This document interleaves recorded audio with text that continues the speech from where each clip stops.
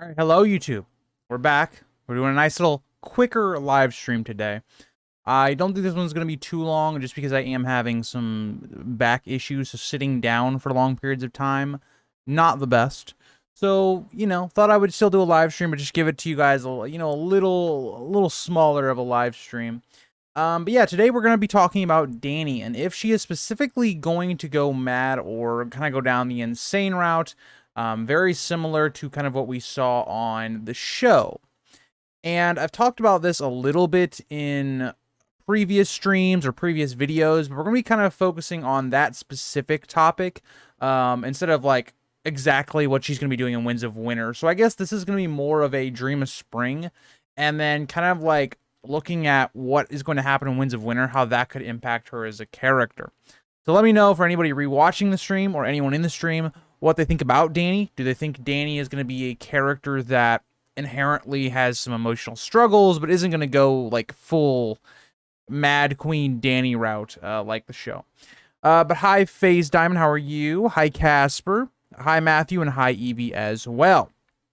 So let's kind of start out with, I think, are going to be the biggest factors into Dany's psychological state. So I think the biggest ones are going to be, okay, the people around her.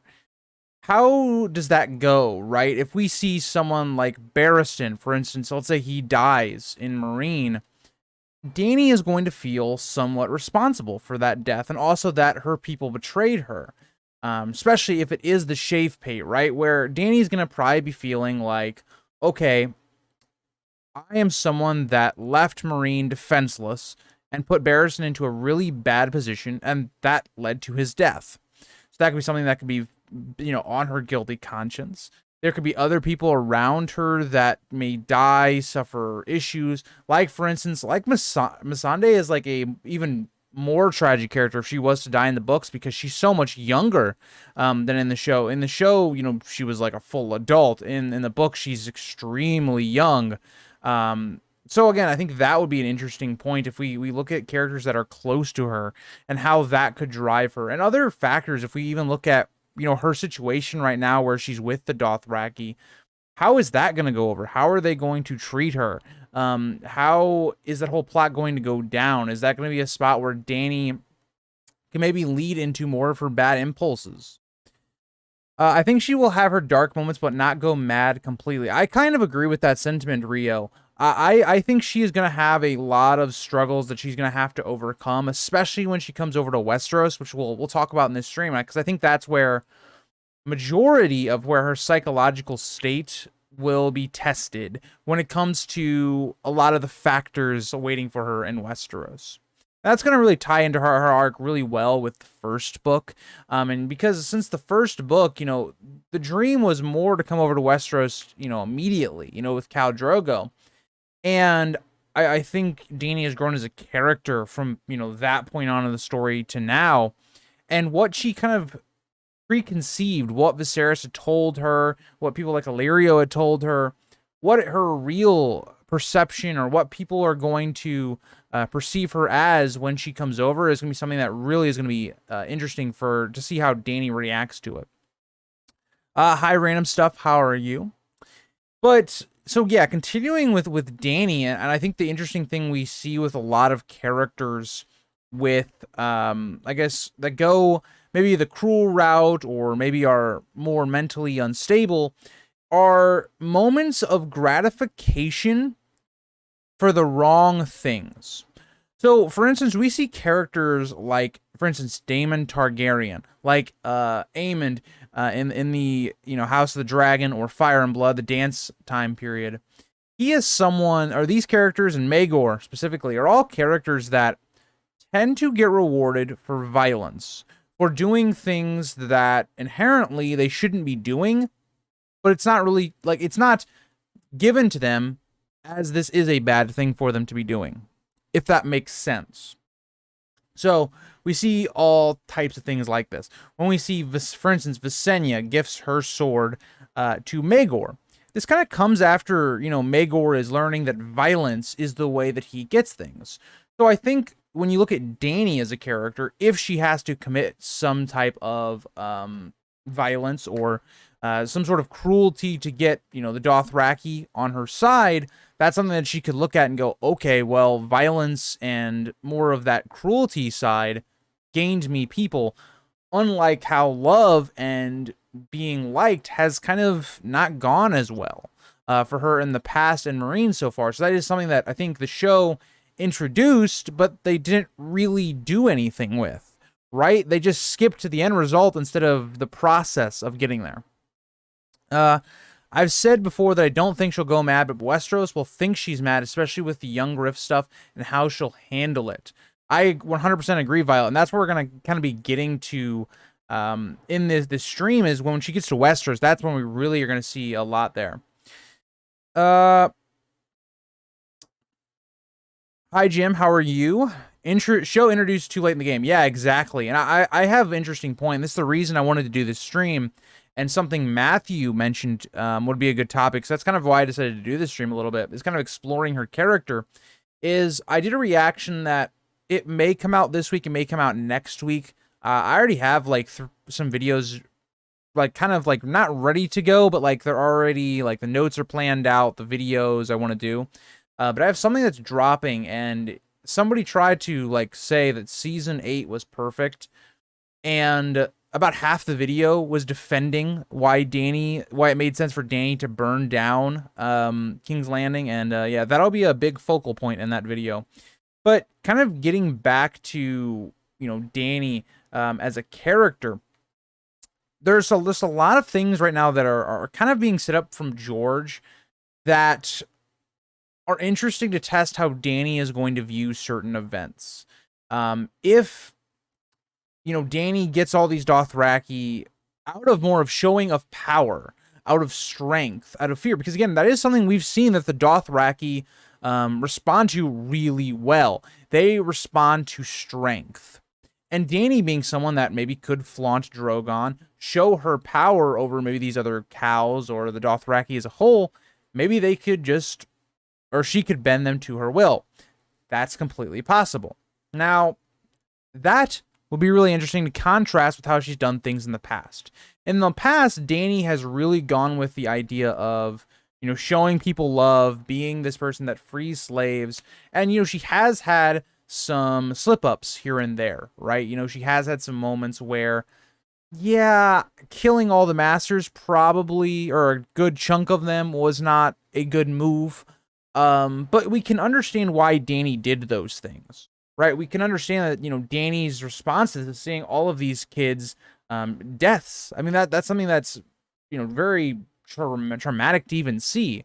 And Dany is, again, someone that's still very young. She's still, you know, her brain is still developing.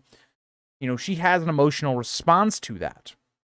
But it's not because, oh, she's cruel, she's mad. It's because she has actual reasons as to why she acts that way. So I think, you know, George has laid kind of a foundation of, you know, playing with that idea. And I think it's really going to be pivotal to her story as we go forward with a character like Tyrion. Tyrion is a character that, again, he tried, I think, in a lot of ways to be a good person at times. He tried to be someone that, you know, played more by the good side. He tried to be, you know, honorable character at times. And that really didn't go anywhere, right? He didn't get any of the respect that he thought he deserved. He didn't get any of the rewards or the love of the people. So now he's kind of this person that is very bitter. He's someone that leans into a lot of his bad impulses. Whereas before, maybe he, you know, would temper that. He wouldn't fully give in to those bad impulses. Now he's fully giving into those. And when you have Tyrion kind of being set up as a massive influence on Dany, that's going to be interesting, because now Tyrion's kind of set up in this position to, oh, when Dany is thinking, you know, should I kill these people? Should I burn them? Should I do this? Tyrion could be that character, especially early on, where it's like, yeah, you should.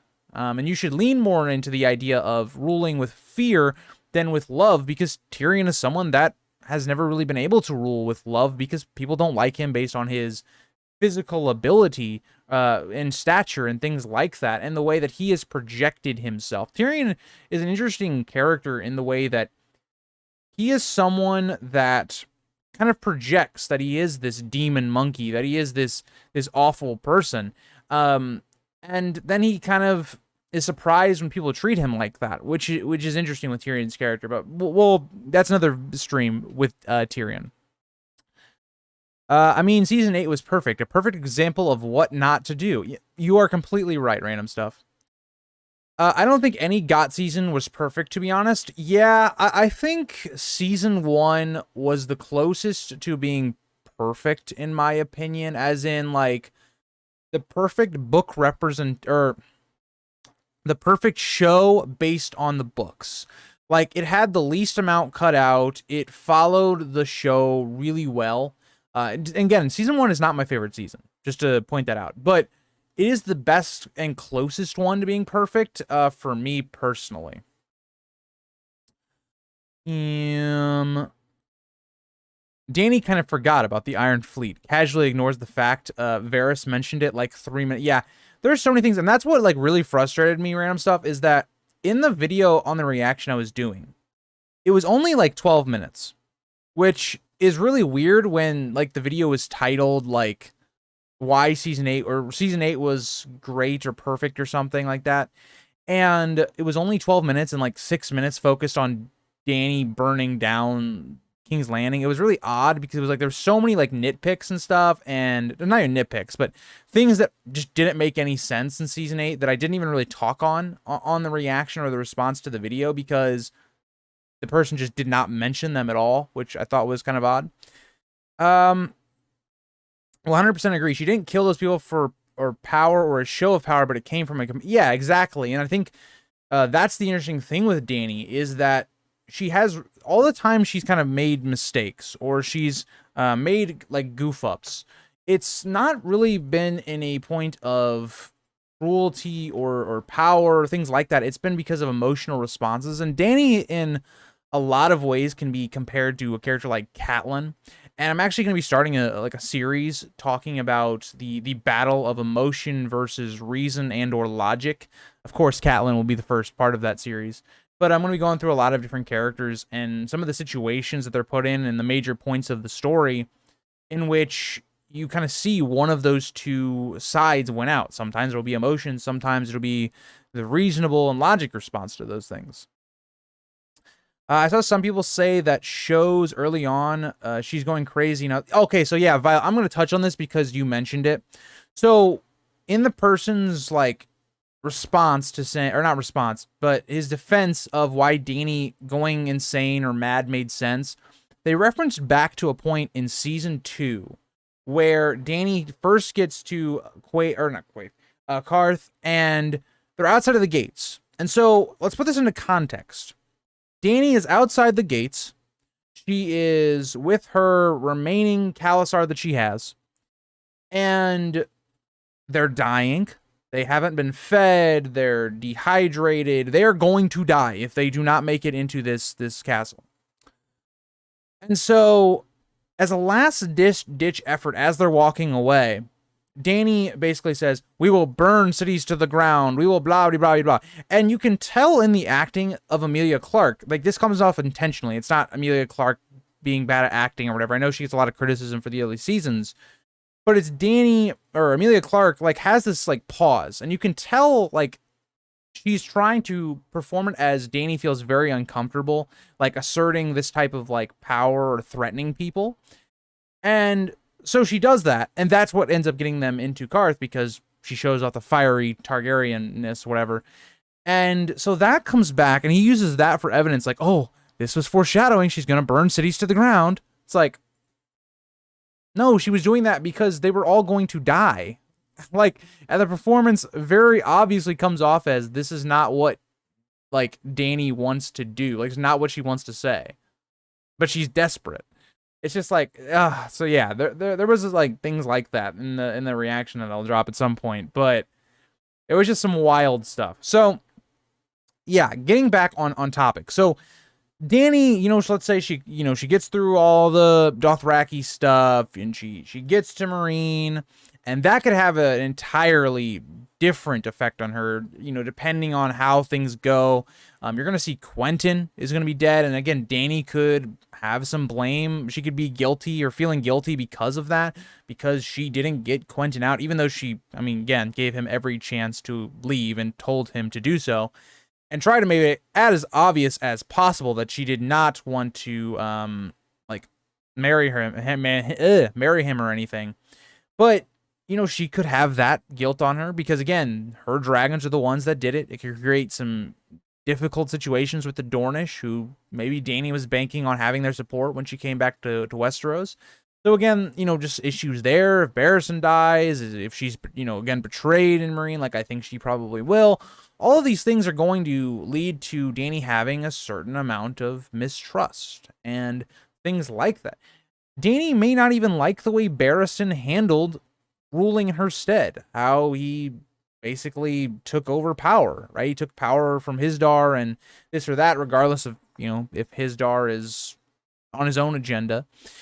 So all of this kind of builds to this point where Dany could be questioning how she rules, how she should be treating people, and in my opinion, having a lot of mistrust for people around her. So at this point, she goes over to Westeros. And the first major thing is, how is Dany going to be looked at when she comes over from Essos? Well, the first part of it's going to be, okay, her timing is terrible. It could not be any worse at this point.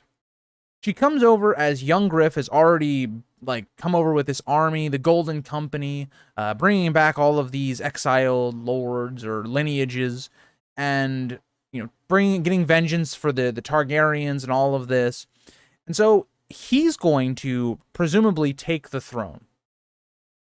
And so let's look at the narrative that you're going to spin on Dany. If you're someone that doesn't want Dany to win or doesn't want her to succeed, well, you're going to spin it like she's this foreigner. She's bringing over the Dothraki, these Unsullied. She's bringing over a lot of armies that are not Westerosi. She's, again, a woman trying to be a queen. That's something we do not see Westeros liking. Again, personified for Rhaenyra trying to be queen. So everything is going to kind of point to, okay, Daenerys being this bitter aunt that's coming over, more or less, and she is someone trying to usurp the throne from Aegon. Because again, Aegon, for the public's knowledge, will be Rhaegar and Elya's son. So he would be in the line of succession higher than she would. And so you mix all of these things and you go, okay, well, Dany is someone that's not going to be loved by the people. And if we think about even potential allies that Dany is going to have in Westeros, a lot of those probably might flock to young Griff before they do Dany. Because again, young Griff has the Targaryen name, so any potential allies that the Targaryens would have probably gone to young Griff because Dany's not over here. And young Griff is probably offering a lot. He is someone that is not married. He is someone that you could possibly gain a lot from. Whereas Dany at this point in the story is still married. That I don't expect that to carry on. Whether that be Hizdar dying or them just to break that marriage off, who knows?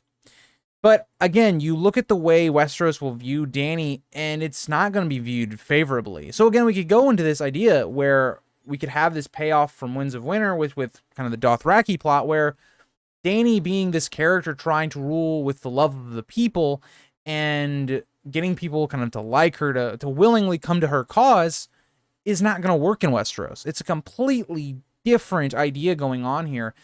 And I think that is what could be battling Dany's mind at this point. And then when we also see people, even in maybe her camp, thinking, okay, well, this guy's a Targaryen, you should marry him, and then you can unite your claims, but then maybe she doesn't want to do that. We could see this idea where it's like, Aegon okay, hold on, House of the Dragon spoilers, it's been put out there. With Aegon II, he was someone that did not want to unite the claims of Rhaenyra and then also himself, and that kind of caused some of his counselors to flip on him, and that's what ended up leading to his death. Is that something we see with Dany here, where she's, unwilling, to basically marry again and unite these claims that she should be the one sitting the throne? all interesting things. And when you look at how that mistrust could be built up from, you know, the Essos plot in Winds of Winter, there's a really interesting dilemma you could face there with Dany's character. And especially, I kind of skipped over something I think it's very important, is if she goes back to Pentos, which I think she will, and she meets Illyrio. Again, that's another layer of mistrust there, because Dany is someone that, as I made my video, I think it was probably like a couple weeks ago, is that Dany thinks fairly highly of Illyrio, or at least thinks that he is a friend to her. And so when you have another person that, again, is someone that is not her friend, is actively plotting against her, and that's just going to be another layer. And that there's just so much layering of Dany having mistrust for people, where we already see that, you know, people are going to betray her. There already is that prophecy for Dany. Yeah, it makes a really compelling character arc for her. All right. I think Daenerys won't mind how Barristan responded to her absence, because Dany also believes Hizdahr tried to kill her, even though I think they're both wrong about him. They're on the same page, though, so I don't think... I kind of agree with that, Ashley, but it is just kind of like, maybe she's just like, you know, Barristan, wasn't a fan of how you, like, you know, took over everything, but... I think a lot of Dany fans gotta admit, if Dany won the throne, her rule would be very chaotic. She would be like Aegon V, which the only thing that would go for her is her dragons. Yeah, and I think that's another interesting, like, point of it, is how does Dany use her dragons, or if she even has all of her dragons? There are a lot of people in the community that have suggested that the only thing that makes sense for Dany is for her to lose dragons to make it kind of an equal playing field when she comes over. Because if Dany comes over, she has all 3 of her dragons, inevitably you run into the problem that the show had. And the show problem had, okay, Dany has 3 dragons, how does anyone, like, touch her, right? Like, no one can fight her. There's just no possible way. And so the way you switch this up is, okay, maybe a dragon gets kidnapped, maybe another one, you know, a dragon binder gets blown, and maybe Euron now has a dragon. And maybe this kidnapped dragon goes to Aegon, and Aegon has Targaryen blood if he's a Blackfyre or a Targaryen. Maybe then you see, okay, 3 different factions having a dragon. You see Dany's faction with Drogon, and then you see a dragon each for Euron and Aegon. So that maybe is how you balance that out. So then you could also have the idea playing in Dany's mind that, okay, well, she's now mourning because she lost her 2 dragons, her children. Right, so that's another, you know, layer of just loss that you could see. And there's so many. That's what I think is very interesting about Dany, is I'm not the biggest Dany fan in the world, and I think I've made that pretty well known on the channel. But I think she's set up in these next, like, 2 books to have a really interesting plot line of how she as a character psychologically goes about things. Right, she's kind of hitting like the Catelyn arc for me, where Catelyn was such an interesting read for me, because not only was she part of my favorite plotline in the story early on, in kind of the Robb camp, but she was also a character that was constantly conflicted in how she should act and doing things that are very dumb, but they're understandable as to why she did them. Part of her going mad will be losing dragons. She'll lose at least 1 to start her going crazy if that happens. Yeah, I agree. I think Dany has to at least lose 1 dragon. I don't know if it's going to be in Winds of Winter, but she's going to have to lose 1. There's no way she comes into Westeros with 3 dragons and she loses. Unless, again, maybe she loses 1 fighting the others. Maybe, I don't know. Something has to happen there. Also, she thinks she can't have children, whether that's true or not. If she doesn't get married again and doesn't have kids, people will think her rule will be... Yeah, again, that's something we see constantly. Again, look at, for instance, Maekar's reign. What was the biggest... like problem with Maekar's reign? The biggest problem outside of, like, I guess the Peak Rebellion, which we don't know that much about, and yeah, we won't even go there. I hope George gives us more on that, because I'm very interested about the Peak Rebellion. But the main thing there was, okay, when Maekar dies, who becomes king or queen or whatever? That was the biggest issue, and people genuinely worried about that, because if you're, you know, maybe a commoner, or maybe a little bit more highborn, you're sitting here going, okay, if this guy Aerion becomes king, or Aerion's child Maegor becomes king, or a child in general becomes king, not good. Like, Aegon is this kid that's been wandering around with Dunk. He doesn't have a great reputation for a lot of people. So what happens when Maekar dies? And that was the biggest uncertainty, right? I think for a lot of people, right, it would be better to at least know what's coming next if it's going to be a bad king or whatever than having uncertainty and not knowing, because uncertainty could lead to a civil war, right? Or any of those things. And a bad king is like, well, at least you know a bad king's coming. I mean, I personally, if I was someone that lived during, like, I guess times where there was kings and queens in like a Song of Ice and Fire world, I would rather have the knowing who the king is going to be than uncertainty. But yeah.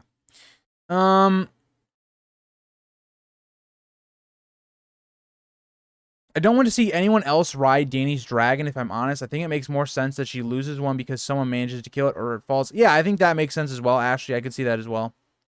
But something else I want to point out with the Ultras or Violet's comment on Dany not having children, I think it's also interesting from Aegon's perspective, where if you're a young Griff, right, and you're sitting here and Dany is, and you find out some information that Dany thinks she can't get pregnant, or Dany says it herself. Why would then you risk your reign or your dynasty marrying Dany? Because you're then not going to be able to have children, unless we're just going to go back to, oh, Targaryens can have multiple wives, so then he marries, like, Dany and Arianne and Marjorie, I don't know. Like, that it does, like, bring up a question, like, if you're young Griff, that you would think about at that point. I think Viserion will be the only one alive by the end. I don't think any of them will be alive, Violet. Wasn't Aerion already dead by the time Maekar downed by a rock? It was either early in his reign or right before his reign, yeah. Because, like, the main discussion was, because Aerion dies, and then Daeron had already died as well. So the main, like, people that thought could be king or queen after was Daeron's daughter, Aerion's son, and then you had Aegon, and people wanted Aemon. Guys, I never thought about how Dany's reign would look like. I never realized how problematic and chaotic her reign would be.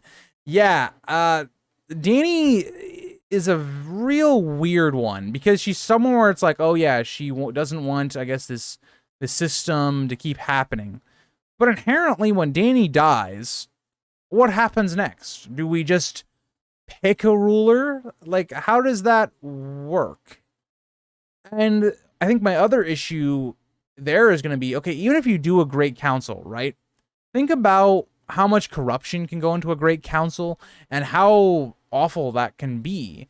And you don't have, like, a king or a queen residing over it. So would Dany, like, just maybe when, I don't even know when you would do it, like when she was like 40 or something, just go, yeah, let's have a great council to decide who's coming after me. I don't know. There's a lot of uncertainty there. I agree. That is where Arianne comes to play. I don't know if it's even possible for anyone else to claim one of Dany's dragons, because she hatched all three at once, so they may each be bonded to her until her death, not without... Yes, that could be very possible, Ashley. I think the idea could possibly be, okay, well, Dany has only ridden Drogon, so maybe only that one is, like, really binded to her. As she has lost, like, a lot of her control over the other two dragons, and so maybe someone could claim them. That could be possible. Again, it's one of those things where we don't know, especially in the books, whereas House of the Dragon has introduced a lot of things that aren't inherently in the book. Like, they're like kind of like, okay, yeah, we could maybe put that together, that's what's going on, but we don't know. And that's where there's a lot of that gray area with the dragons and the dragon riders in there. I guess people binded to them.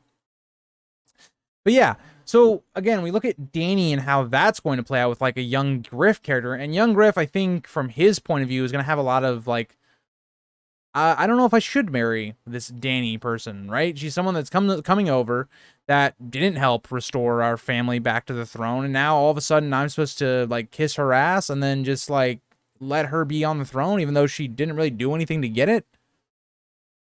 I don't know. I think it's interesting. I think young Griff as a character has shown signs of being kind of arrogant and having like a quick temper. We saw that with Tyrion.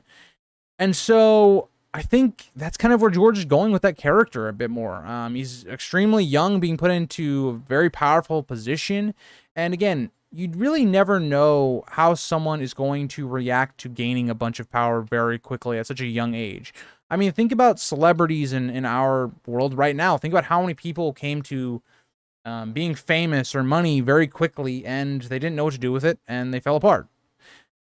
Could be a similar type of thing with young Griff. Unpopular opinion. I think all Targaryen rulers were a bit mad, and the dragons needed to go. Cersei said it must have been glorious when Rhaegal was brought down. I agree.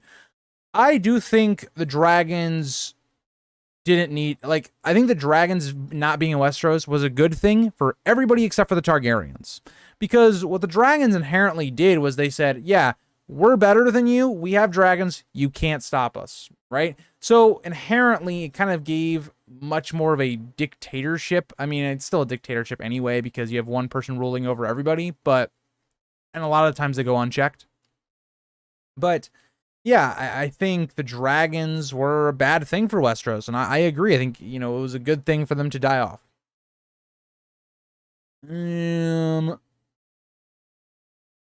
I also agree, Ashley. I think the point maybe Not Sure is trying to make there is that the dragons inherently gave the king, queen, whatever, the power to basically nuke a city or a castle. And that's not really the power that they should have. That's the blood of the dragons running in their brains, or in the veins, and interbreeding, yes. Or inbreeding. The Targaryens definitely have genetic and mental illness issues, but I think anyone who gets that much power doesn't get to be normal. I kind of agree with you on that, Ashley. The reason I think Viserion will be alive at the end is because if the others are still alive at the end, I think the dragons are necessary in the world, and I think Viserion is laying eggs in the pit. Interesting idea. So I'm curious, Violet, is that the ending you think is going to happen, that the others are still alive and that we're going to kind of have to coexist within the story, where there's still going to be a thing, we had to come to some peace arrangement or something that makes it to where they don't kill us, we don't kill them type thing? That'd be interesting. I just like seeing the houses on a more equal playing field. I didn't care who won between Dany and Cersei, but I'd rather it be a fair fight. Meaning, yeah. So I think the real problem, Not Sure, that season 7 ran into was if the sides aren't really balanced at all, how is this compelling to watch? Right?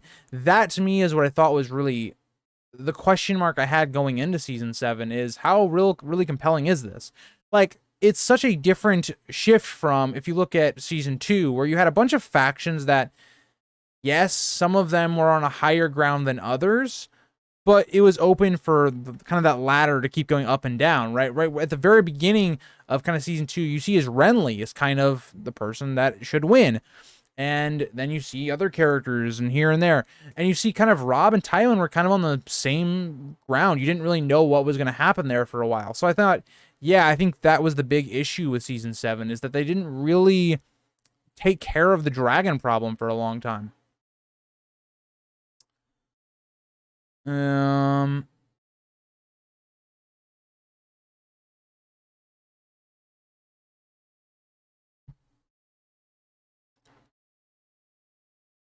Also, I will say, my camera is at a kind of a different angle, so you can see more of my background. It's because I'm sitting on a wooden chair. I'm not really using my desk chair anymore, because, like, it just, like, I don't know, because so for people that weren't at the beginning of the stream, didn't hear, but I've been having back problems again, and I think, or I don't think, but my well, okay, I agree with the doctor, but yeah, is that I might have a herniated disc, because I've gotten, again, my back problems that, like, go down to, like, my leg, and that chair was not helping. It was very uncomfortable. But yeah, so this chair I think sits slightly higher, so you can kind of see more of my background. But yes, I think the first long night ended with a more political response than a fighting one, and it'll be the same the second time around. And maybe there's that question of, will this happen a third time? Yeah, I like that idea, Violet, of, like, we have this political situation where maybe the issue seems fixed for now, but it leaves on a very ominous ending where it's like, okay, will the others do this again? Like, is this a loop that we are inherently just going to keep going through? And that kind of gets into like a time traveling Bran thing where Bran's trying to stop this loop of happening, and it just keeps going. But that would be a really interesting ending, and I would be really cool with that ending. It would be interesting if there was a new Age of Dragons after the main story, but there are no Targaryens, Valyrians to claim them. That would be interesting. Now, my only issue, though, is I think the issue is if we go back to a dragon era, or the dragons come back and say House Targaryen is still alive, we're going to run into the same issues, where we just keep having this issues of succession and civil wars, where it doesn't really feel like we accomplish anything in the story, and I just don't see that happening with that part of it. Now, it would be interesting if there was dragons roaming Westeros or just the world as a whole, but there was no one to claim them. That would be a bit interesting. They ran into similar issues with Ramsay. Yeah, that's another thing, is that... So, Ramsay is a character that, you know, he's ruling the North and all this stuff with the Roose. And the thing is, like, they had it perfectly set up to where they could resolve the Ramsay issue with Stannis, or they could have done something there that would have made it more plausible for, like, Jon beating Ramsay and Roose. But they really didn't. Like, and so you came to this idea where, okay, how in the hell is Jon going to then beat Ramsay? Because Stannis had more forces than Jon, more support. How does he get there? So then we have to have the Riders of Rohirrim Vale charge at the end of the battle. And it's just like, it doesn't really feel earned, in my opinion. So that's why I think the Battle of the Bastards gets praised so much. But from a logical standpoint and a storytelling standpoint, isn't really that good of a moment. Like, it's a fantastically filmed episode. It looks great. It's very entertaining, but when you put it into perspective, it doesn't really, like, it's not a great, so many logical issues as to why, like, Sansa wouldn't tell Jon about anything. How does Jon live through some of the things he's living through? Where it's like, if we put, for instance, Robb back into, or we put Robb basically in Jon's situation, but it was season 2 or 3. I think most of us would have expected Robb to die. But then Jon is like surviving a whole cavalry charge where he's on foot, survives multiple arrow volleys. It just doesn't make any sense, especially he doesn't have a shield or anything. It was just, yeah, it wasn't great.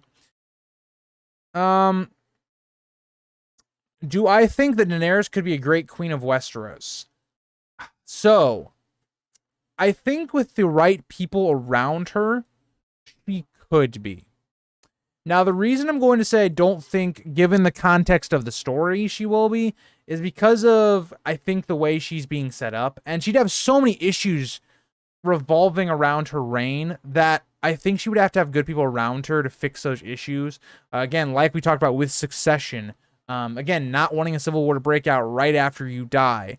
I think she is someone that really needs someone that's good at balancing her impulses and things that, you know, maybe she just has a lapse in judgment. She needs someone that's really good at that next to her, that Dany will actually listen to. And trust. Again, trust is a big thing. So I definitely think she could, but I think in the context of where the story is going, I don't think she would be a great queen.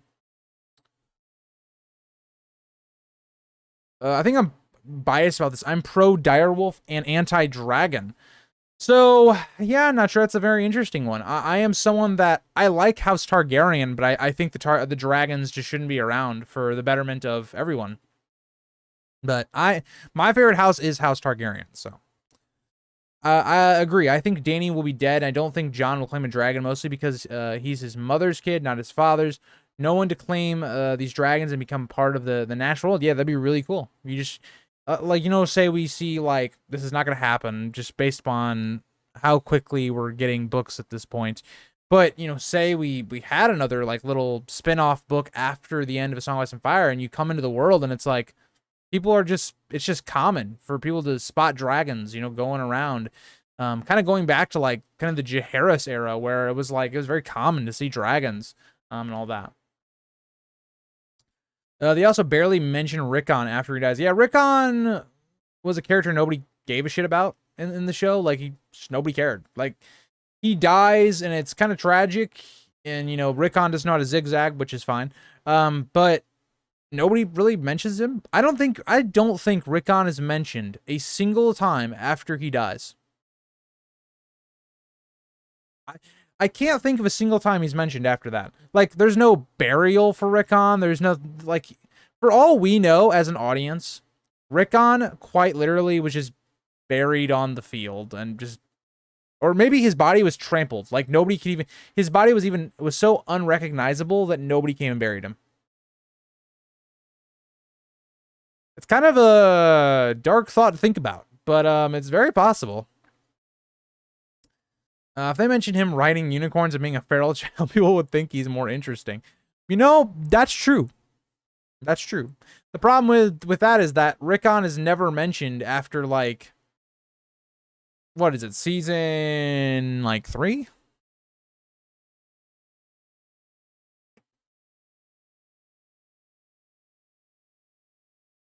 Yeah, random stuff, but here's the thing, right? Here's the thing.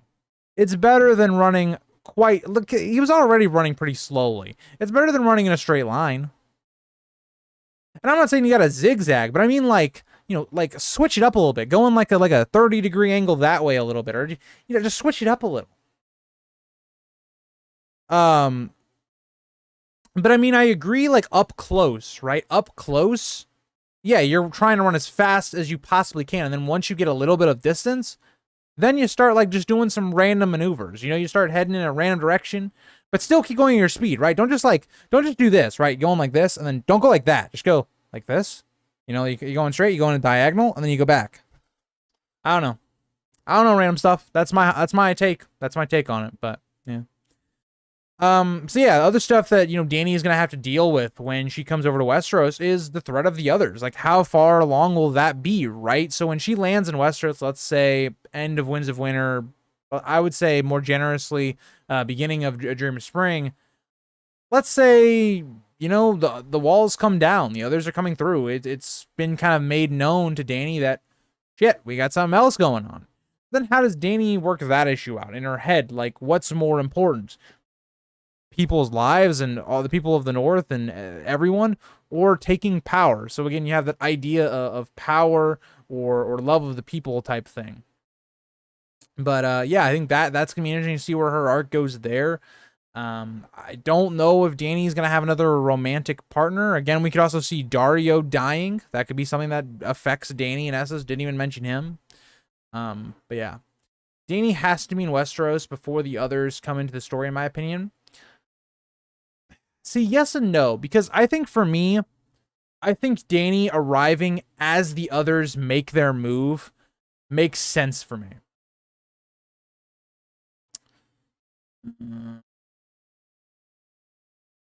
Wow, dark thought for me to arrive to? Yeah, Metal. We're getting a little dark. We're getting a little dark. What do you think young Griff would do about the others? I think young Griff, given proof or actual given information that, like, hey, yeah, the others they came over the wall or something and whatever, I think he would try to unite Westeros against them. I don't think he would be like Cersei, where he's just like, yeah, we're not doing shit. Like, I do think he would try to help. He is someone that isn't just, like, you know, an absolute asshole. Like, he does seem like he would try to defend Westeros and his kingdom.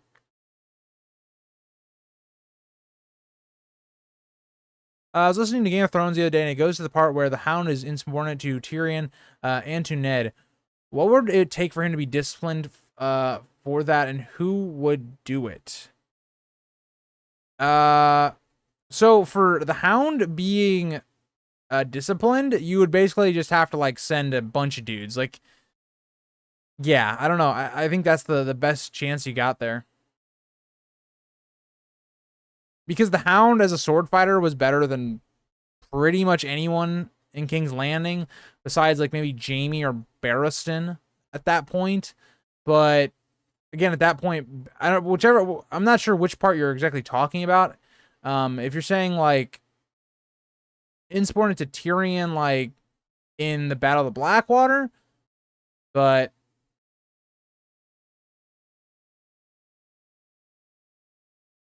yeah, no, I would say, like, if it's past Ned again dying more or less, or him getting captured, there's really nobody, like, there, really.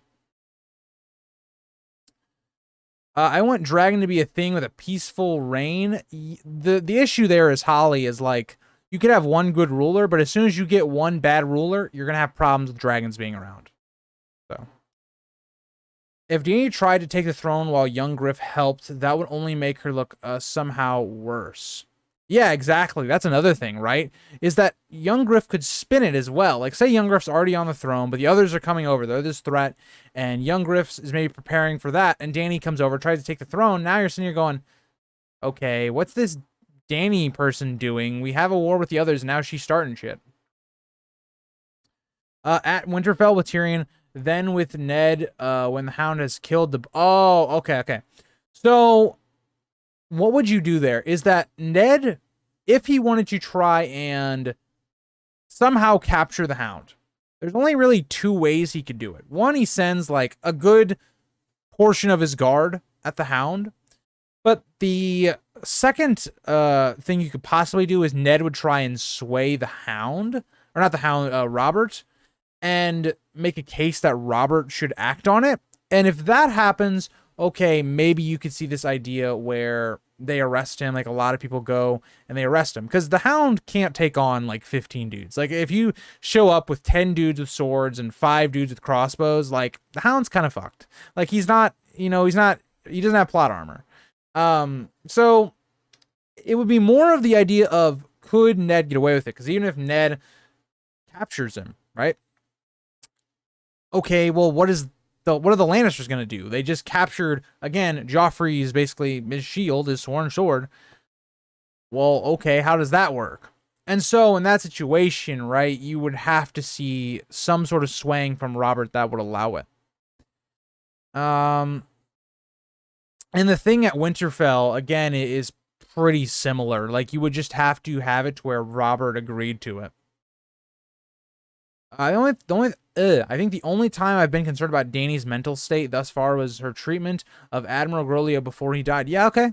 I definitely see it, Ashley. And I think the one thing with Dany is that she hasn't had any moments where it's like, okay, she's, like, leaning into being mad or cruel.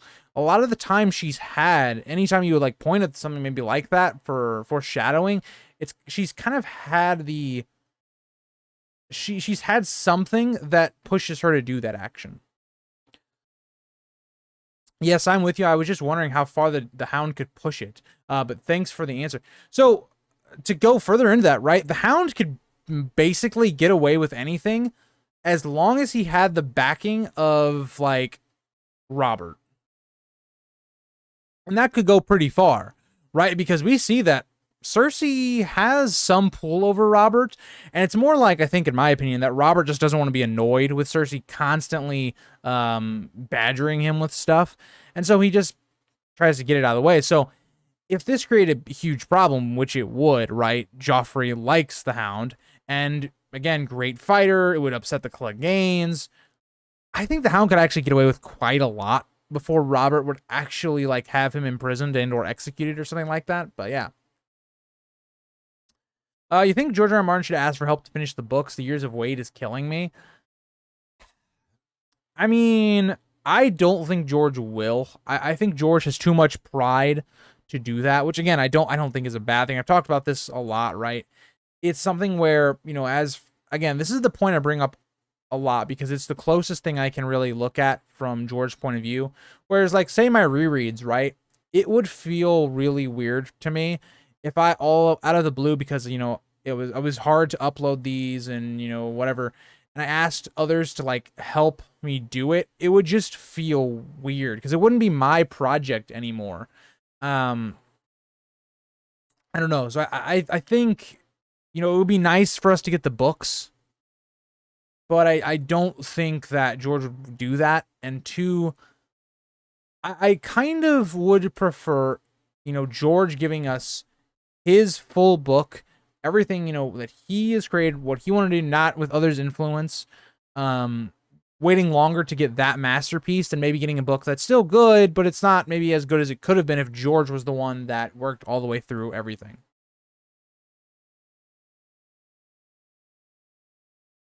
You're kind of true, Joel. I'm not gonna lie. I'm almost scared of the books being released. Why are you scared, Matthew? Are you scared you're gonna be disappointed? Are you scared for how some of the plot lines go? I'm fairly excited. I mean, I think the issue with Winds of Winter is gonna be people, because of how long it's taken for these books to be released. People are gonna have such high expectations for them when they come out, that if they're not like perfect, if they don't live up to people's expectations, then maybe he'll get some backlash for it. I don't see that happening. I mean, I think Winds of Winter is set up the way Dance and Feast set it up. I've set it up to be in such a fantastic spot.